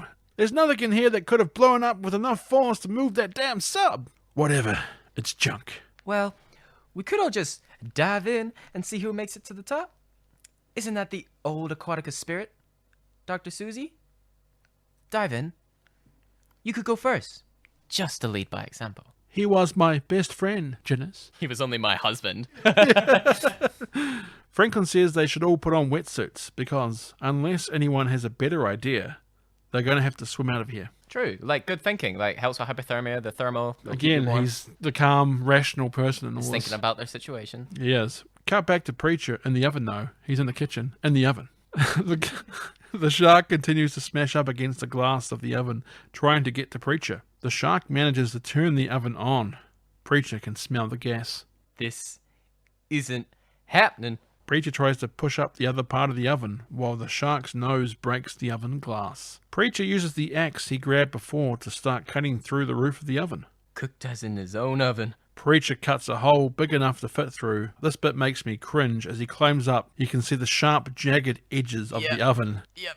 Would create some nasty gashes. Yeah, that would hurt. The slice. Imagine with the adrenaline in that situation, though, you just completely ignore it. Oh yeah, you would see it later on, but it'd still be nasty. Yeah, for real. Yeah. Poor preacher man. What's the son of a preacher man? Preacher man. Preacher jumps away from the shark, which is caught in the oven door, and swims away to the kitchen door. Preacher pulls out a lighter and ignites it. You think as he's jumping wild, there'll be blood from the slicing you would have Yeah. gotten, but no. Not realistic enough. Preacher pulls out a lighter and ignites it. You ain't my bird. Preacher throws the lighter towards the oven that is leaking gas. The whole kitchen blows up in flames. Again, from multiple angles. Big up to Preacher in that scene. First dude in the movie to kill the shark. Smart, effective, efficient. He knows what he's doing. It was good, and especially in a panic situation. Yeah, for real. He kept that clear head, man. I don't know what it is. You see big rules in here. If you get stuck in an oven while the shark is after you underwater, you're going to be in some serious trouble. You must drink your own piss to survive. Yeah. The shot of Preacher diving away from the explosion looks pretty bad because it's typical 90s blue screen. Not even green screen yet, it's blue screen. Was he wearing blue in that scene? He's wearing white. I was thinking maybe like a blue chef. Unless he's wearing the Deep Blue Sea. The Deep Blue Sea shirt. Number one fan, yeah. The group downstairs feels the explosion. They realize it came from inside. Franklin is looking down into the water pool. I wouldn't get too close if I were you. Just a suggestion. He was right about that. He went wrong. Water's murky. Might make it. Tom starts to prepare diving equipment. No way! No, we won't! There's 230 feet from the lagoon floor to the lagoon surface. The average human swims 2 feet per second. The average shark swims 50 feet per second. There's no way I'm getting into that pool. Tom moves some stuff out of the way of the door. Now, what we have here is a basic maintenance ladder. This leads all the way up to the surface. Why do I feel a butt coming on? But we don't know what kind of shape the surface level is in. The shaft is airlocked, but the explosion has breached the shaft to the surface in any way. We won't have enough pressure in here to keep the wet pool stabilized. And if the pool isn't stabilized, there's about 1 million tons of ocean just dying to get in here. Shut up. All right, shut up. I don't want to hear it from you. Yeah, I want to hear it from you because you're the one who got them into this problem. Sorry, Susie. Tots in the hand. You'd bring the whole facility down. We're better off taking our chances with the sharks. Again, shut up because you just let them go. Yep. Hey, you want to go swim with the little fishies, miss? You go right ahead. Me, I'm opening this door and I'm climbing out of here. The hell you are. Snap. Tom and Dr. McAllister continue to argue. Enough! And then it happens. The moment we've all been waiting for. The moment this movie has been building to. That's enough now from all of you. You think water's fast? You should see ice. Emphasize that, yeah. The line. You should see ice. It moves like it has a mind. Like it know it killed the world once and got a taste for murder. Who speaks like this? He's very poetic, this man, eh? Like, not Samuel Franklin. He's a very poetic business guy. When the avalanche came, it took us a week to climb out. And somewhere, we lost hope. Now, I don't know exactly when we turned on each other. I just know that 7 of us survived the slide, and only 5 made it out. Now, we took an oath that I'm breaking now. Swore that we said it was snow that killed the other 2. But it wasn't. Nature can be lethal, but it doesn't hold a candle to man. Now you've seen how bad things can get, and how quick they can get that way. Well, they can get a whole lot worse. So we're not going to fight anymore. We're gonna pull together, and we're gonna find a way to get out of here. First, we're gonna seal off this pool. Franklin is suddenly and violently grabbed by a shark from the wet pool. Got to love the 90s shark CGI. Yeah, even Franklin turning into CGI at that point. Still better than Sharknado. Yeah, but then he just looked like Agent Smith from the second Matrix movie. That whole fight scene, this plastic. I've actually taken a photo of this when I was doing the notes and actually put it on the Facebook page as well. Awesome. Just because it looks so ridiculous. I need to go like it after this. Franklin is dragged underwater with only a pool of blood left behind. So long, Sam Jackson. Until the next time we meet. You'll be missed. At least he got a death scene in this one, unlike in Jurassic Park, where he just shows up dead. Surprise! Oh, Dr. Arnold, and it's just his arm. It cuts to underwater, where 2 sharks rip Franklin's body in half. It's the tearing sound effect that gets me. Sounds like Velcro. Yeah, whenever they actually show a death by the sharks, like they tear through it so easily. Doesn't matter. It's so vicious and it's so good. It ate him! It ate him! Oh, Christ! Carter asks Tom how the precise structure failure limit is for Aquatica. Tom says 3,200 tons. What happens if they get more than 3,200 tons of water on the rig? The support structures go first. They're going to crack like toothpicks. Then the walls are going to buckle. They can't handle more than 10 tons of pressure. The group decide to risk opening the maintenance shaft after seeing Sam Jackson get eaten. I guess they're like, we'll risk it. Oh, that was a good wee segue into it. Like, obviously Carter's character asking him all those questions was to get his brain thinking so he could calm down. Rational thinking, which is very smart in Carter's move. Because he was panicking. Yeah, he was like curled up. He's like, I'm not moving from the spot. Ask those questions like, and you want to be here when that happens? Like, hell no. Gets up and they go to open the door. Great move. Gives him the old action. Yeah. Grab arm up like in basketball. Yeah, and then pulls him into the pool. End of movie for him. Roll credits. Scene 17. The group decide to risk opening the maintenance door shaft. When this door is opened, there seems to be no pressure issues. Moments later, however, the wet pool loses integrity, Did we expect anything else? causing water to spray up into the room. The group get into the maintenance shaft and try to close the door. Water is coming into the room at an alarming rate. Keelin, do you think if they just got into the maintenance shaft straight away and not stood there for about 10 seconds to see what happened, they might have got into the shaft and had the door closed with little to no water coming in? I said this at the start of the podcast. When I watched it last night again, the bunch of mistakes that they guys could have avoided if they just thought a bit smarter. They're like, we open the door and then nothing happens. Like, wait for it. Wait for it. Okay, let's go. Let's move. God damn it, guys. Janice and Dr. McAllister climb the ladder while Tom and Carter dive underwater, still trying to get the door shut. After a while, they manage to get the door shut though. Finally, I thought that was going to be one of the first doors they actually didn't get the shut, because throughout the whole scenes, whenever they open the doors, water's rushing, and obviously it's harder to close a door when that much pressure's coming at you. And I'm just like, what door won't close? It'd be like trying to close a door in an airplane when it's flying up high. Probably a bit easier, but same amount of force, I reckon. Yeah. Well, similar, yeah. As the group climb, fireballs drop from the explosion that happened on the surface earlier on. It's like a video game level. That is a good shot, by the way, when it's at the bottom of the ladder, and then all you can see is up, straight ladder in the middle, and then just a fiery pit, and it looks like they're climbing up into hell, which is really ironic. You should be going down. Yeah, it actually is a nice shot. Probably one of the best shots in the movie, I reckon. Yeah, and it's dropping down fireballs as they go. Yeah, I'm like, where are you gonna go when you reach the top? There's only fire. I was like, oh, there's probably a other hatch. Other doors, yeah. If the group makes it to level 1, they can take the stairs out. There you go. Answers your question. Yeah, there we go. A shark enters the now flooded wet pool. Cool wee first-person shot of a shark here. The shark starts to charge the door that Tom and Carter took so long to close. Let's get the hell out of here. Go, go, go! The shark's breaking through that door, and that water is going to bring him right to us. Carter decides to go down and try to open the door to level 2. Buy the group some time. The digital 90s shark breaks through the door, and the water begins to rise. Carter uses his big hunting knife he had in his boot to try and pry the door open, but it just breaks. It wasn't even that big, to be fair. Yeah, but I was like, he had it the whole time. All right. Why did you use that earlier? So Carter just uses superhuman strength to open the doors with his hands. Legit, the first time he tried to do it, and he was like, no, that's not gonna work. I forgot I'm actually a human being, and I don't have a brain 5 times as big as my normal one. Yeah, it's like, oh, the knife broke. Obviously, I just used my hands. Yeah, well, I guess now that the pressure's been relieved, that would be easier to open that door. Scientifically, it's right, but also, like, that's a lot of struggle. I feel like you would need 2-man people to do that. Nothing to hang on to there. Exactly, it's just pure, like, underarm strength right there. It's like people are hanging from their fingertips and then they manage to pull themselves back up. Yeah, oh god, that, oh. Yeah. Carter manages to get up the ladder just in time. A section of the ladder the whole group is on breaks, causing the ladder to swing off and get wedged across the shaft like a jungle gym. Janice falls into the water. Carter climbs over and locks his feet into the ladder so that he can swing down and grab Janice. Get me out of here, Carter.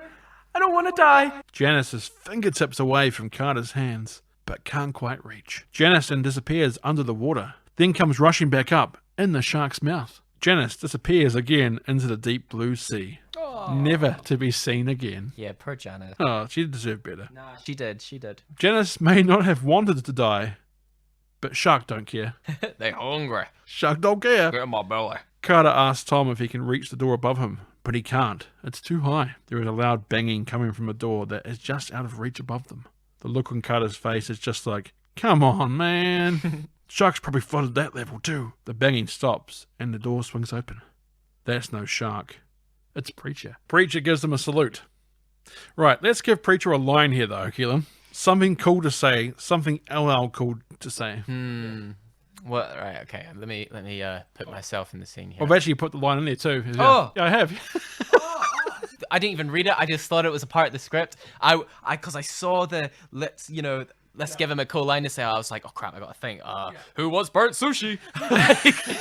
like literally. Okay, I get you there though. Yeah, this line doesn't exist in the movie. Don't look for it. Yeah, it's not there. I knew you were too ugly for the sharks to eat, Carter. Yeah. That sounds like something that would be in this movie. You know, actually, that was a real good line, dude. Thank you. I reckon that should have been in the movie. Maybe in the extended cut one day when they make the it reboot. anniversary edition. Yeah. They made the reboot, the sequel in 2018. Yeah, it looked terrible. Of course. It wasn't the masterpiece of this one. This one's so much of a masterpiece. The group get up to level 1 with the help of Preacher's prison-style bedsheets rope. They close the door behind them. Preacher asks if they are all that have made it. Dr. McAllister gives them a cold stare. It's your fault, Dr. McAllister. It's like, why'd you bring it up? It's like, he didn't know that Janice literally just died like 3 minutes ago. Rough timing, man. You know, if he was just a little bit quicker as well, Janice would probably still be alive. Yeah. Sadly. Tom says how they can take the stairs all the way up to the surface. The stairs are flooded. Trust me. Tom and Carter look at the map. If they reroute the emergency generators, they can drain the stairs and get up them. The group raid Janice's room for stuff to use. She's dead, so I'm sure she won't mind. Fair go. Dr. McAllister and Carter talk while Carter puts on some ointment to prevent him bleeding. Look, Carter, what you said down there. Maybe you were right. Maybe he was right. Maybe. Just maybe. He could have been right. Everything I've done, I couldn't have done it without you. I know, Susan. That's the problem. Oh, he called him Susan. Yeah. First name. First name, Foley said. Yeah, you're not getting any. Tom and Preacher talk about Einstein's theory of relativity while taking batteries from an alarm clock and putting them in the torch. Grab a hold of a hot pan. A second can seem like an hour. Put your hands on a hot woman. An hour can seem like a second. It's all relative. I spent 4 years at Caltech, and that's the best physics explanation I've ever heard. To be honest, throughout this whole movie, Preacher is actually a really smart guy.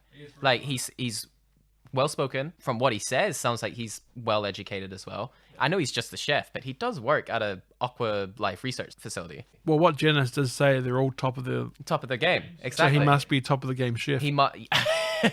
Who has a expert theory in physics. Yeah. And maybe he has other talents Probably too, yeah. we don't know about. Carter and Tom are going to reroute the generators while Preacher and Dr. McAllister wait there. Preacher hugs Tom. Perhaps the hug of death? For the last time. Tom reminds the audience that with one shark dead, there are 2 sharks left. Just in case we had forgotten. Now, if one shark dies and there's 3 sharks originally, how many sharks are left? Minus 1, that's 3 quick maths. As they make their way to the generator, Dr. McAllister says to Preacher that she needs to go get some stuff from her quarters. Without that data, everyone dying isn't just tragic, it's useless. Death is always useless, Doctor. Almost sounded like Samuel. Yeah, a little bit there. I was like, whoa. I channeled something there. He's still alive. Oh my god. I kind of don't agree with that line, death is always useless, Doctor. Because death, as much as a bad thing it is, and very sad and very emotional, it is essential to life. Like, it's 2 sides of the same coin. I think sacrifice is not useless, but I think death in general, I think he's trying to say, yeah. Like, all the deaths that happened here could have been avoided. This is the thing with businesses, man. They're always trying to rush deadlines. This is why every single zombie movie starts out with this plot. Cut back to Carter and Tom. They find the area they were looking for. Carter dives underwater to scope the area while Tom waits nearby. Tom waits. Isn't that an artist? He looks so scared there as well. And he's like, don't leave me, man. Little do they know, there's a shark swimming nearby. As Carter is swimming through the lab, he comes across Jim's body, which freaks him out. The music does a good job with the suspense here. It's like, oh my god, he's right there. Oh, I've just remembered what scene's coming up. I think the music in this scene, not just the piece itself, but the placement is probably the best and my favorite throughout this whole scene. Or this whole movie, I think. Oh, so something to look forward to coming up. Carter goes to an airport pocket. An airport real quick underwater. Hang on. The flight to getting out of this place has been cancelled. The flight to escape death has been cancelled. The Coast Guard helicopter flight has been cancelled. Welcome to the aquaport. Carter gets to an air pocket and lets out a mighty yell. Tom then pops up out of nowhere. They agree to do everything together from now on. Well, for the next few seconds, I guess. Good, yeah. Cut back to Preacher finding a video camcorder. He makes a little video diary. Hello, my name is Sherman Dudley. And if this message finds you, then I didn't survive. So this is my legacy. I have loved the pulpit. I have loved the bottle. And I did my best to be a good husband. A father. I came up wanting. So, what do I have to say to you? What mark do I have to leave behind? Preacher thinks for a moment, then smiles. We'll begin with the perfect omelet, which is made with 2 eggs, not 3. Amateurs often add milk for density. This is a mistake. Cut back to Carter and Tom underwater. They move the heavy items that were blocking the generator controls. Tom flicks the generator controls over, then gives an underwater thumbs up. Which is wrong, by the way, when I watch this movie. Anyone who's done diving courses or gone diving themselves would know. Doing that, a thumbs up underwater, you shouldn't do that because that will signal to the other person that something is really wrong with your oxygen and you need to get up fast but safe.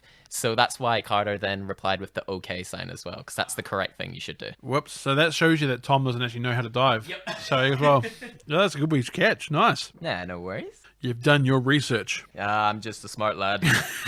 I'm just naturally smart, all right? I got 5 times the brain size, okay?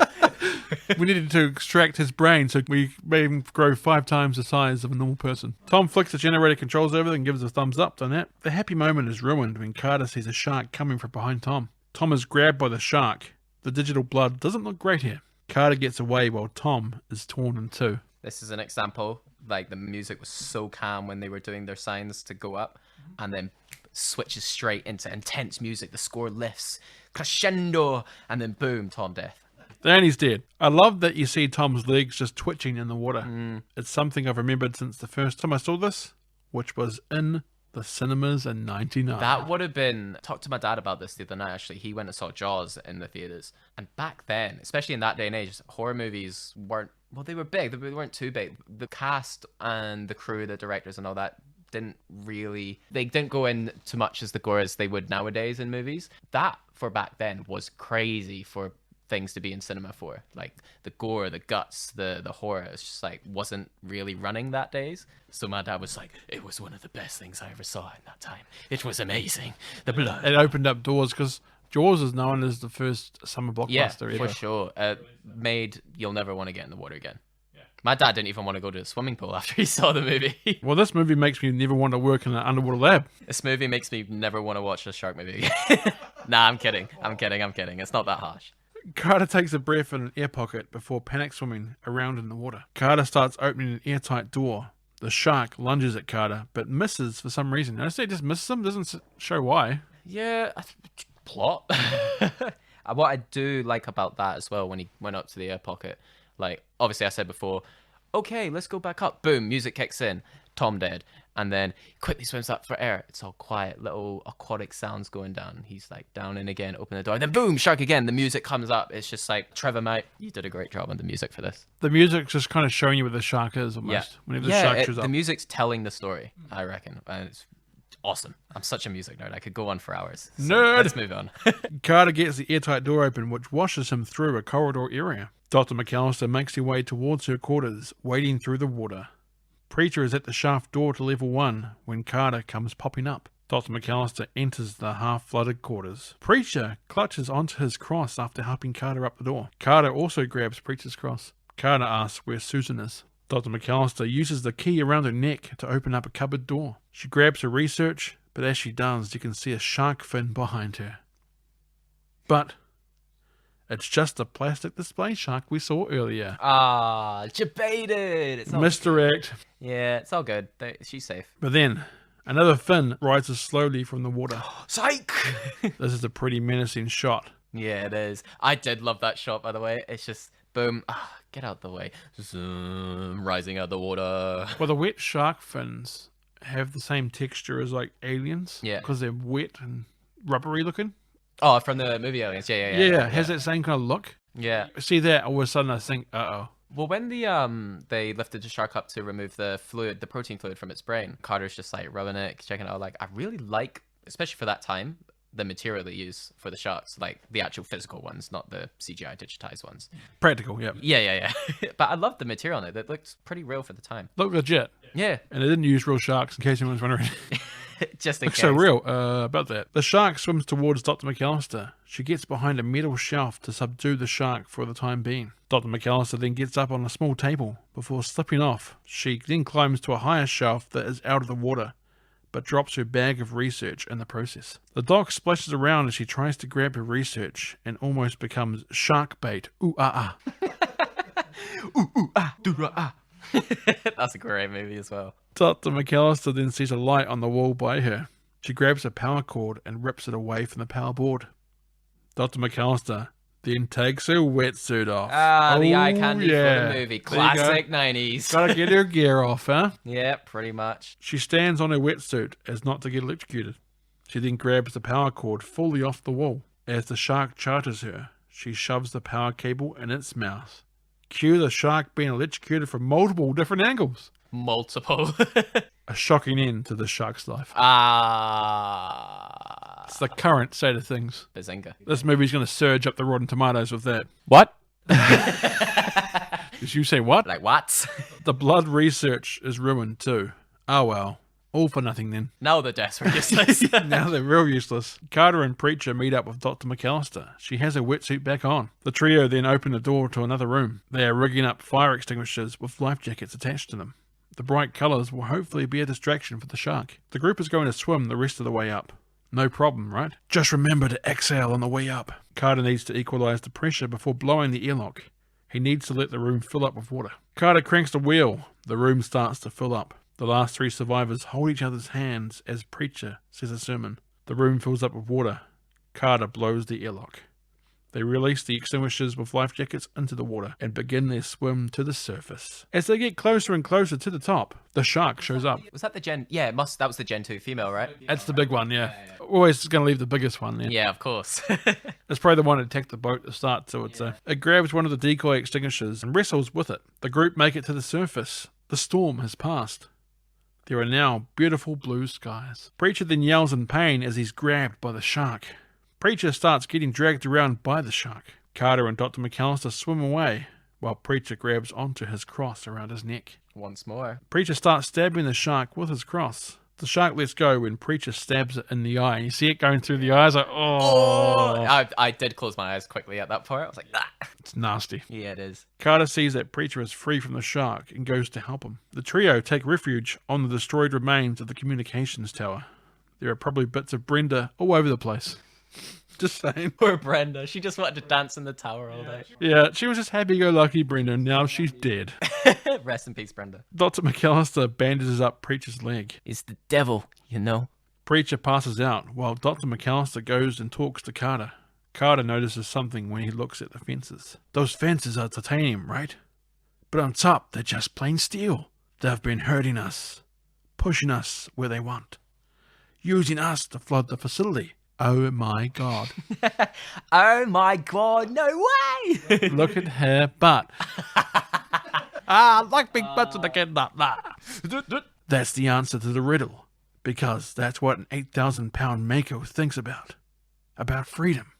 About the deep blue sea. Roll credits. He said the name of the movie. I do love that line, though, about freedom. That's what I think switched my brain to think more for the sharks. I'm like, they are still animals at the end of the day, caged up, wanting to be free, which is quite sad. But they can't live in this world. What's it? The ecosystem of the ocean would just go out of whack. The food chain, gone. You know, just like in Jurassic Park, they can't let the dinosaurs go. Oh my God, how much longer do we have? We have to kill her. And that's how, also really nice, they see the sharks as her, him, not it, which is nice. And that's how you know it was the Gen 2 female as well. Yeah, as well. She's the big lass. Now that's the first real smart thing you've said all day. The shark starts to attack the fence. Good times. Here we go. Carter and Dr. McAllister come out of a supply area with stuff they'll need to kill the shark. They fill a spear gun cable dart with gunpowder. And when Carter hits the shark with the dart, Dr. McAllister needs to take the end of the cable and hook it up to the positive side of the Volt battery. And boom! The shark continues to attack the perimeter fence while Carter gets into a position to shoot the shark. Carter can't get her as she's too far away. Dr. McAllister knows how to get her. Bait.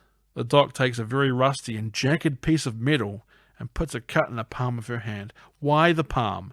That seems like it would be the real annoying place to cut your hand. Yeah, as well. Like, I can't imagine. It would never heal properly? Yeah, because when you clench your hand, your nails will go into the cut. Ugh. And just every time you move it, the cut will open up again. Could have literally just sliced her leg or a little or something.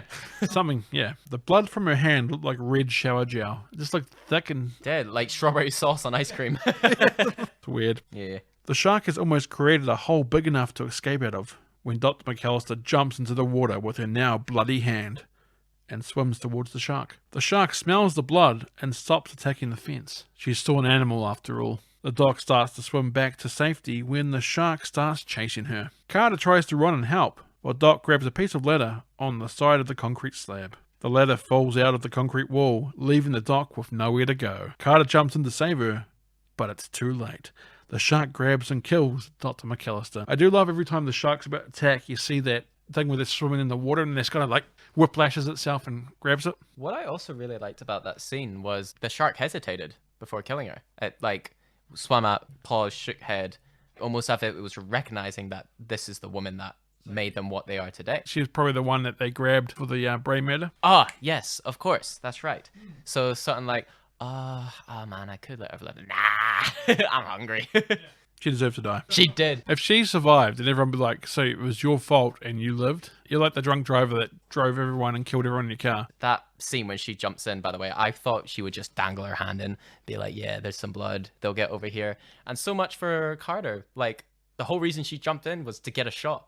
like aim it, and he just like, oh, I'll put this down and go save her real quick. Like ruined everything, bro. She might still be alive, but she's dead now and we don't care. Yeah, she's dead, and oh well. You see the shark rip her in two, then chomp down and swallow both her parts. So, ooh, the way to go. Yeah, they didn't even do that to Tom. Carter is now in the water because of the dock, and has to get himself away from the shark. Carter tries to climb the holes left by the ladder handles that Doc tried to grab. Realizing that he's not going to be able to climb, Carter does the trick from before, where he flips around when the shark lunges and ends up on the shark's back, holding on by the fin. Preacher climbs up from somewhere with the gunpowder spear gun.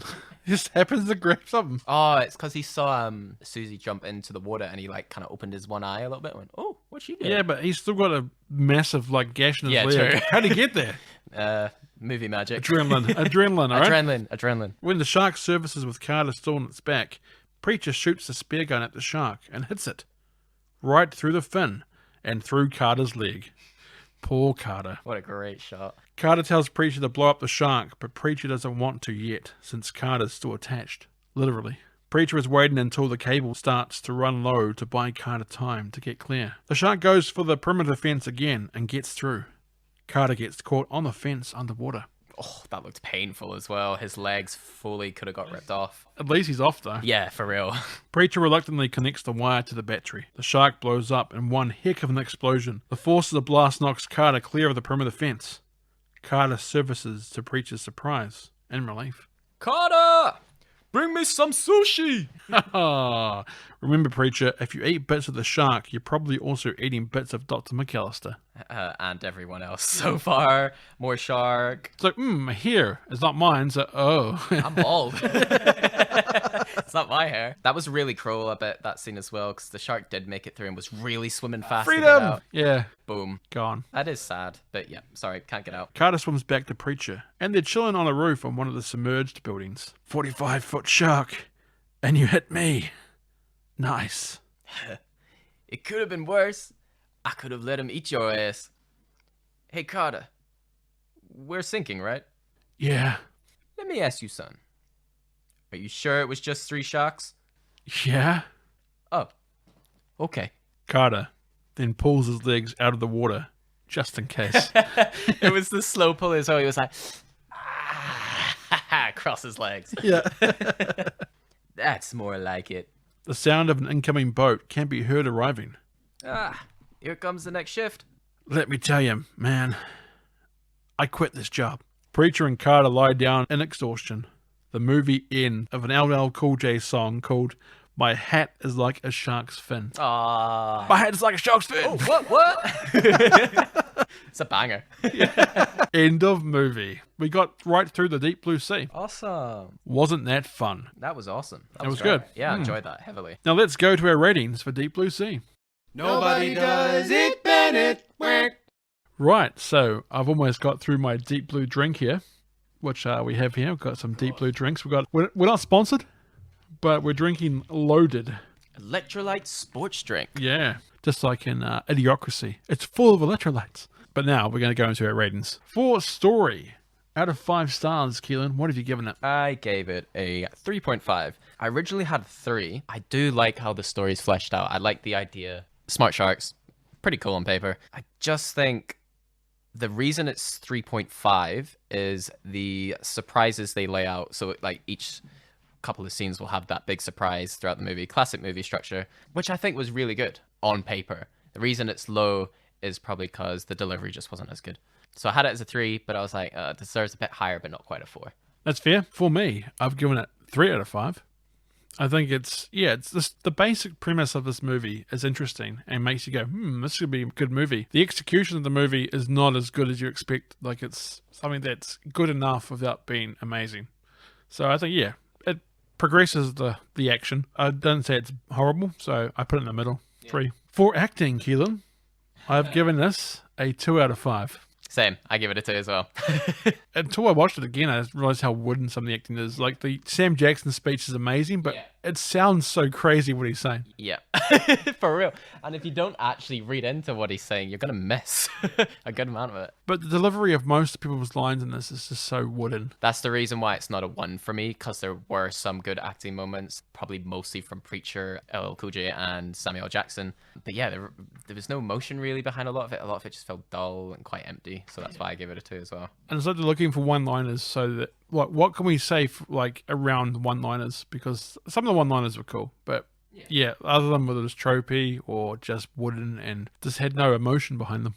Yeah, exactly. How well it holds up, what have you given it, Keelin? Well, as I said, I watched this again last night just to get refreshed, for today. So I gave it a 3.5. I think I loved this movie more than I realized I do. I forgot how just much of a classic banger it kind of was. I think the 3.5 is coming from just the reputation and what it means to me, I guess. So if I was thinking probably a bit more unbiasedly, it would come down a bit. But I do still like how it holds up. The story, some of the acting. Really don't want to mention the CGI effects because that's not really holding up to the standards today. But back for that time until now, some of it was good, some of it wasn't, so that's why I'm kind of bang in the middle a little bit. For me, I've given it 3 out of 5. Again, I think the practical effects look good.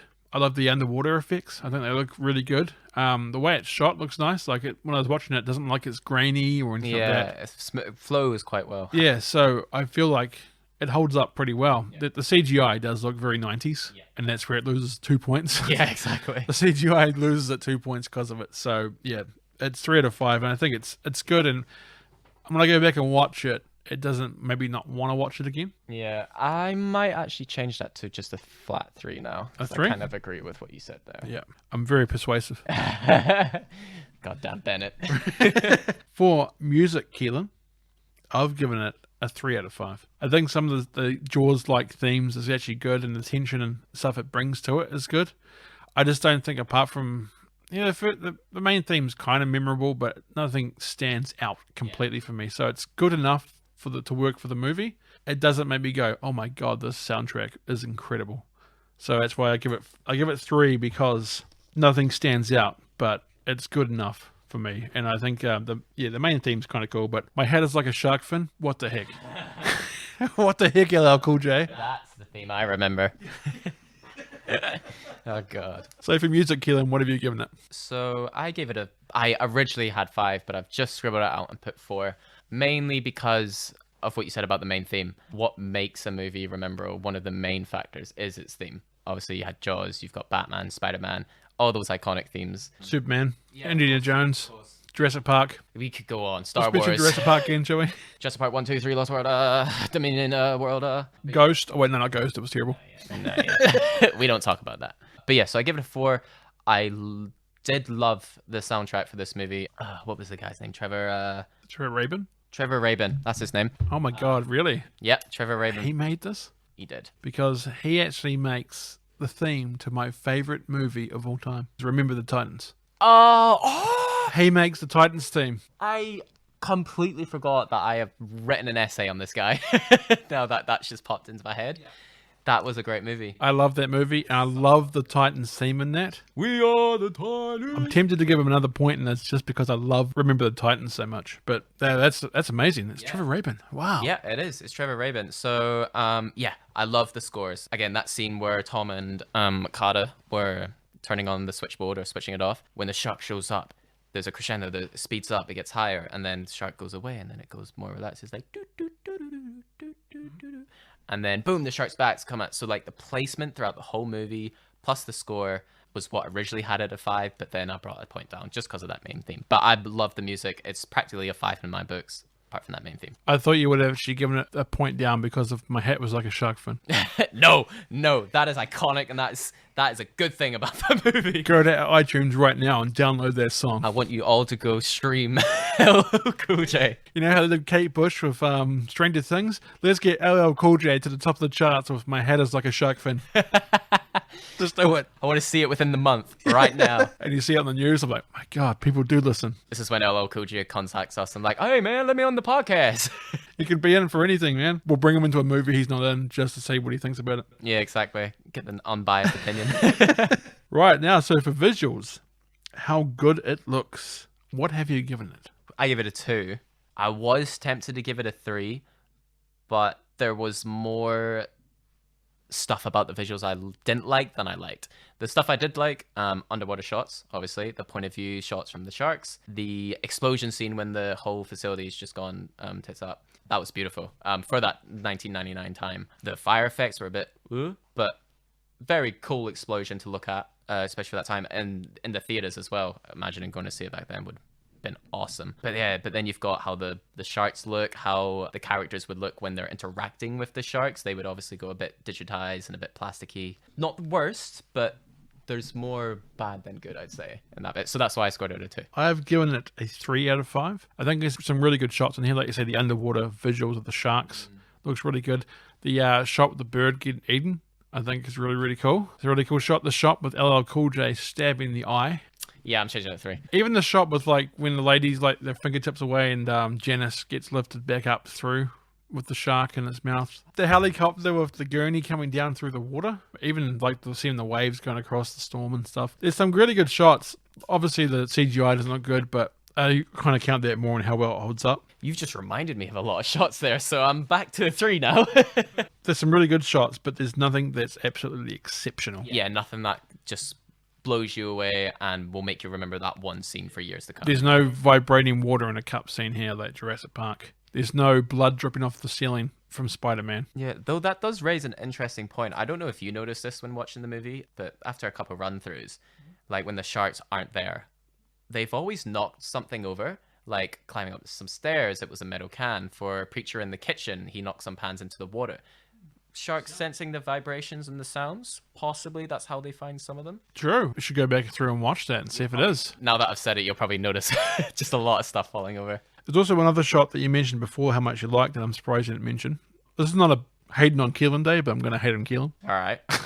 The shadow of the shark in the water at the start. I had another good shot that just kind of cool. Yeah, it's a little bit dated from the CGI, but I thought it looks really cool. Yeah, I think that's up there with me on the explosion, because that just quick 2 to 3 second little clip, just fear starts to climb up into my heart, and I'm like, that's a big girl. So as you said before, there was more bad than good. For me, there was more good than bad. Yeah. That's why I gave it 3. Well, now that you're reminding me about everything that I've clearly forgotten since I've entered this room. You didn't watch this and take notes every 2 seconds of video footage, so that's probably why you didn't notice as much, because I was spending hours doing it. Yeah, fair. I was taking some notes, though I'm nowhere near close to your notes. Right, so let's go through our totals. For story, I gave it 3 and you gave it 3.5. For acting, I gave it 2 and you gave it 2. For how well it holds up, I gave it 3 and you gave it 3. Originally 3.5, it changed it to 3. For music, I gave it 3 and you gave it 4. And for visuals, how good it looks, I gave it 3 and you gave it 3. Like we were mentioning off air just moments ago, there's not a 5 on the board. Yeah, not this time. I did have one until quickly thought about it a bit more. Before I changed my mind. Yes. So I gave you a grand total of 15.5 stars out of a possible 25. Gave me 14 out of a possible 25. This gives a grand total for Deep Blue Sea a 29.5 stars. Out of 50. So 29.5 stars. It's over the 50% threshold. Mm-hmm. But as we go to the movie review universe ratings here, 29.5 stars puts it at second bottom. Boy. It's deep on the MRU charts. Oh my god. Because 29.5 or 29.5 stars, it is lower than Total Recall, which was the second last one before this, because it had 30.5 stars. Oh. But the bottom still is Ghost from 1990 with 23 stars. So this falls... That's going to be a hard one to beat. This is now in 16th place out of 17 movies so far in the MRU. If I hadn't have changed that 5 to a 4, it would have tied with Total Recall. Just think about it for a second. Like when me and Matt were watching Total Recall, and we actually saying how much we enjoyed watching it, we went through our ratings and realized that from the ratings, it actually wasn't as strong as we thought it was. Right? Deep Blue Sea is on the same level as Total Recall. People would think we're crazy, but yeah. But go back and watch both, and let me know. Yeah, you can let us know. If you think Total Recall's much, much better, or just a little bit better than Deep Blue Sea. We'll find out. Number 1 still is Jurassic Park. It has 50 stars. It's a perfect movie, cannot be beat, only be matched. Second still is Jumanji from 1995 with 47.5 stars. Yeah. Third equal is Batman 89 and Big with 44.5 stars. Big is Tom Hanks dancing on the keyboard. Love that movie. And fifth place is Spider-Man 2002. Oh, we're in the top 5. 43.5 stars. So that's the top 5. And of course, Deep Blue Sea is in 16th place out of 17 movies. So yeah, congratulations, Deep Blue Sea. You got on the chart and you beat out an Oscar-winning movie in Ghost. Oh my god, I forgot it won an Oscar, eh? Won a couple of them, I think. And here it is on the bottom of our list. It won Best Original Screenplay. I was like, sure, okay. I said to Alice on that podcast, there mustn't be many original movies that year. I was about to say, the competitions. Goodfellas luckily was based on a book. Otherwise, that was there. I think JFK was around that time as well. Oh, Jesus, yeah. A lot of good movies. But yeah, 29.5 stars out of 50 for Deep Blue Sea. I do still really love this movie, though. Like, it is one of my favorites. Still close to my heart. For me, it's something I enjoy watching, but as I go back and watch it, I can go, it's not one of my absolute favorites. It's kind of not quite a guilty pleasure, but it's almost there. Yeah, exactly, yeah. I think it was just how early I watched it as well in my life. Like, I was probably still single digits when I watched it. So, same with Jaws. When I first watched Jaws, didn't go to the beach, didn't go to the pool. When I watched Deep Blue Sea again, I didn't want to go near animals. I think I may have seen this before I saw Jaws. Funny enough, because I was about 13, 14, and I don't think I'd seen Jaws yet. So why don't you think Jaws is the absolute worst? This should be your Jaws right now. This should have been my favorite movie. Like, why did Jaws copy Deep Blue Sea? I can't believe these guys. If you like what you hear or have any suggestions or thoughts for us, who knows, it might be about Deep Blue Sea. Well, you can contact us by going to the Nobody Does It Bennett Facebook page or by hitting us up on the Twitter at NobodyDIBennett. You can also email us at nobodydoesitbennett@outlook.com or by going to our website nobodydoesitbennett.buzzsprout.com. That's a Bennett with 2 N's and 2 T's. Nobody Does It Bennett is available on Spotify, Google Podcasts, iHeartRadio, and other podcast outlets. Nobody Does It Bennett is also available on YouTube, so don't forget to like and subscribe. Right, Keelin, any final thoughts about Deep Blue Sea that you wish to share? Better. Overall, I still love the movie. Any hate that comes its way, not entirely undeserved. Overall, great story, somewhat. Love the music, and flashback to an easier time.